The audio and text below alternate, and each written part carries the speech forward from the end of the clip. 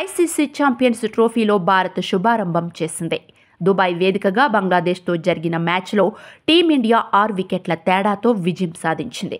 Toss గెలిచి తొలుత బ్యాటింగ్కు దిగిన బంగ్లాదేశ్కు ఆరంభంలోనే పేసర్లు మహ్మద్ షమి, హర్షిత్ రాణా చుక్కలు చూపించగా ఆ తర్వాత అక్షర్ పటేల్ తన స్పిన్ మాయాజాలంతో ఉక్కిరిబిక్కిరి చేశాడు.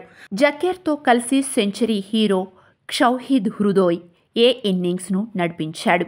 వీరిద్దరూ 6వ వికెట్కు 154 పరుగులు జోడించారు.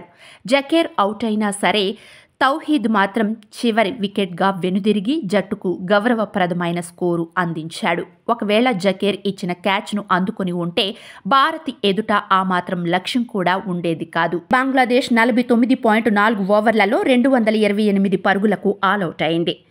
తొలి బంతికే అవుట్ అయ్యే ప్రమాదం నుంచి తప్పించుకున్న జాకీర్ ఏకంగా 68 పరుగులు చేసి పెవిలియన్కు చేరాడు.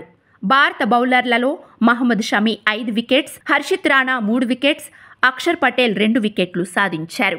లక్ష్య ఛేదనలో భారత్ 46.3 ఓవర్లలో 4 వికెట్లను కోల్పోయి 231 పరుగులు చేసి విజయం సాధించింది. భారత ఓపెనర్ శుభ్మన్ గిల్ సెంచరీ సాధించాడు.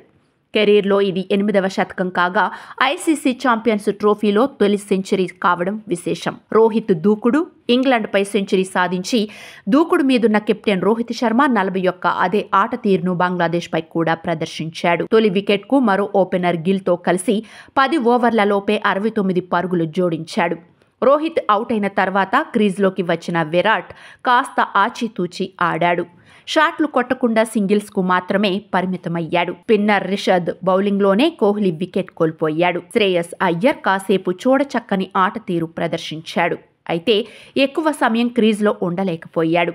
ఇంగ్లాండ్తో సిరీస్లో 5వ స్థానంలో ఆకట్టుకున్న అక్షర్ పటేల్ ఈసారి బ్యాటింగ్లో అత్యుత్తమ ఆట తీరు కనపరచలేకపోయాడు. మరోవైపు వికెట్లు పడుతున్నా సరే ఏకాగ్రతను కోల్పోకుండా శుభ్మన్ గిల్ కీలక ఇన్నింగ్స్ ఆడాడు. కేఎల్ రాహుల్తో కలిసి జట్టును గెలిపించాడు.